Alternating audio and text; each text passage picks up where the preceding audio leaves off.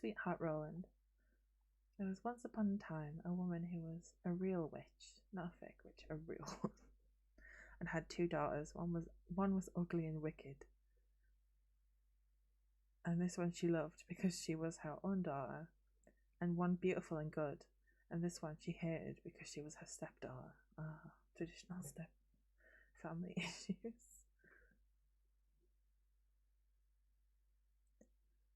The stepdaughter once had a pretty apron, which the other fancied so much that she became envious and told her mother that she must and would have that apron. Be quiet, my child, said the old woman, and you shall have it. Your stepsister has long deserved death. Oh my god. The escalation. We just wanted to steal someone's apron. I don't know. No, this is attempted murder. Tonight, when she's asleep, I will come and cut her head off. A little extreme. You could have just stolen it. Only be careful that you are the far side of the bed and push her well to the front. It would have been all over with the poor girl if she had not just then been standing in a corner and heard everything. All day long she dared not to go out of doors, and when bedtime had come the witch's daughter got into bed first, so as to lie at the far side, but when she was asleep the other pushed her gently to the front and took for herself the place at the back close by the wall. And we can see where this is going. In the night the old woman came creeping in.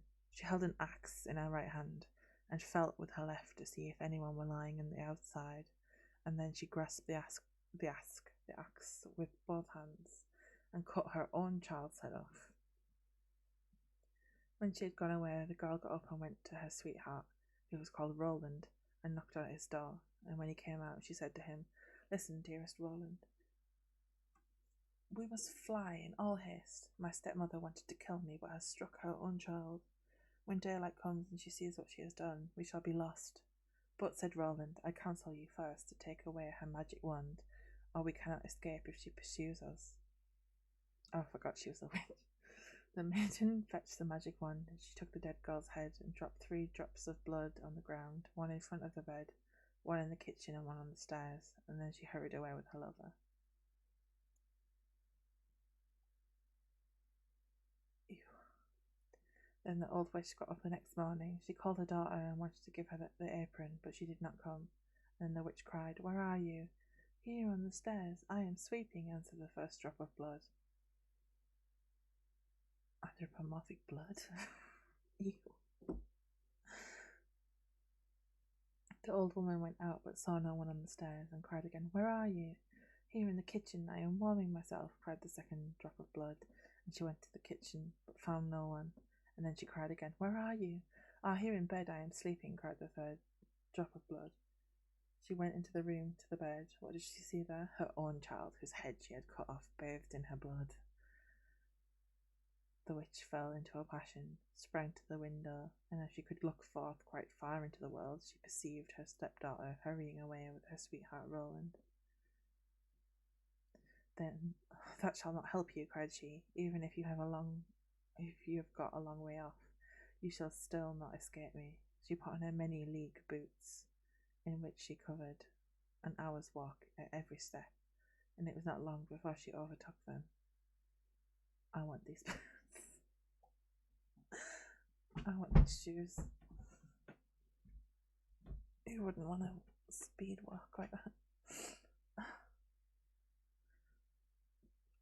The girl, however, when she saw the old woman striding towards her, changed with her magic wand her sweetheart Roland into a lake, and herself into a duck swimming in the middle of it. The witch placed herself on the shore and threw breadcrumbs in, and went to endless trouble to entice the duck, but the duck did not let herself be enticed. The old woman had to go home at night, as she had come.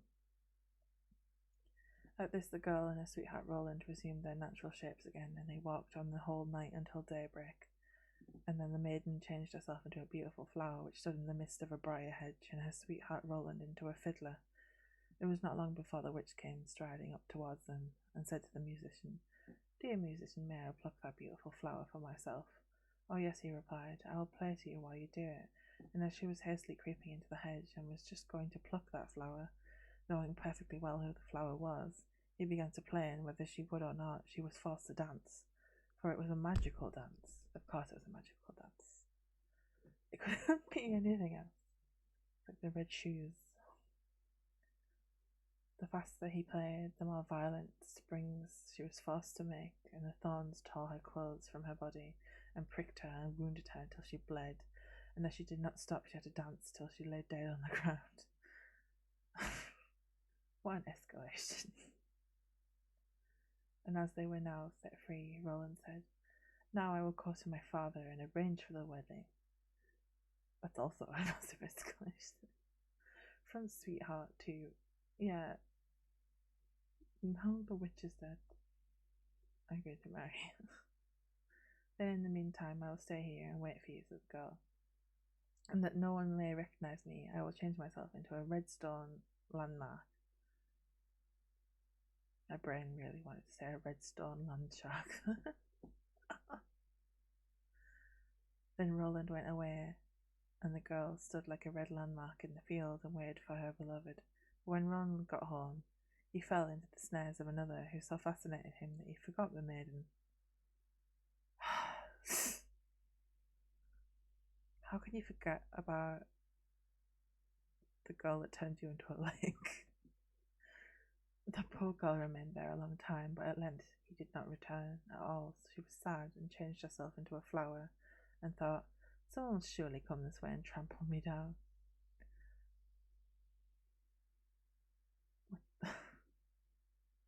It befell, however, that a shepherd kept his sheep in the field and saw the flower, and as it was so pretty, plucked it, took it with him, and laid it away in his chest. And from that time forth, strange things happened in the shepherd's house. When he arose in the morning, all the work was already done. The room was swept, the table and benches cleaned, the fire in the hearth was lighted, the water was fetched, and at noon, when he came home, the table was laid and a good dinner served. He could not conceive how this came to pass, for he never saw a human being in his house, and no one could have concealed himself in it. He was certainly pleased with this good attendance, but still, at last, he was so afraid that he went to a wise woman and asked for her advice. The wise woman said, "There is some enchantment behind it. Listen very early, some morning, if anything is moving in the room, and if you see anything, no matter what it is, throw a white cloth over it, and then the magic will be stopped." The shepherd did as she bade him, and the next morning, just as day dawned, he saw the chest open and the flower come out. Swiftly he swung. He's Tarzan.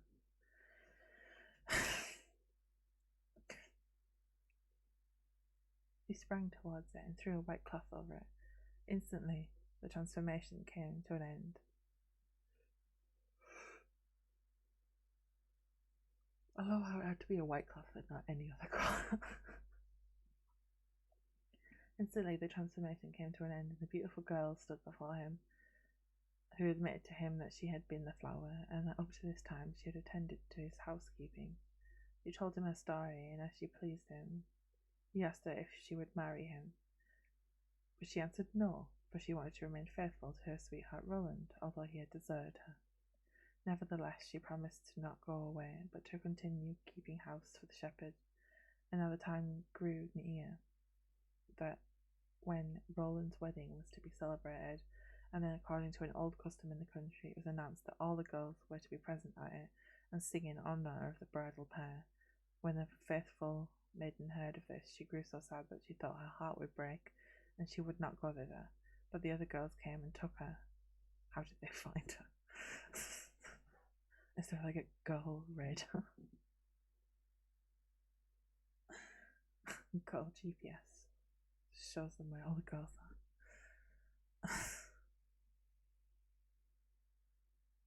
When it became her turn to sing, she stepped back until at last she was the only one left, and then she could not refuse.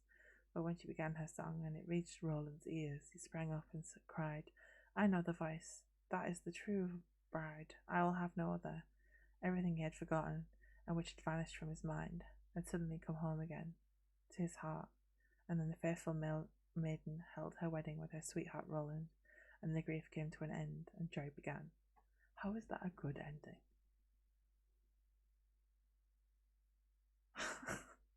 How is that a good ending?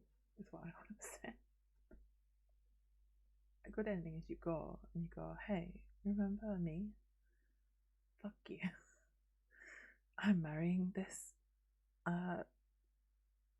shepherd. Bye, bitches. And then you leave and you